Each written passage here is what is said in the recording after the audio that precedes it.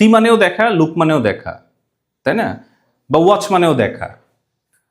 তাহলে এগুলোর পার্থক্য হচ্ছে সি যখন তো তোমার অজান্তেই তুমি দেখেছো, তোমার কোনো ইচ্ছা নাই বাট তুমি দেখেছো। ধরো যে আমার চশমাটা পাচ্ছি না, আমি তোমাকে জিজ্ঞেস করছি তুমি কি আমার চশমাটা দেখেছো, তার মানে কি তুমি সারাদিন আমার চশমা দেখে বেড়াচ্ছ? না, তুমি তোমার কাজে ঘুরতে ফিরতে কখনো আমার চশমাটা তোমার চোখে পড়েছে কিনা, এটা হচ্ছে সি। ঠিক আছে? লুক বা ওয়াচ হচ্ছে ইচ্ছাকৃতভাবে অ্যাটেনশন দিয়ে দেখা, মনোযোগ দিয়ে। বুঝতে পারছি? তাহলে কোনো কিছুকে আমি ইচ্ছে করতেছি দেখার এবং দেখতেছি, তখন সেটা হবে লুক অর ওয়াচ।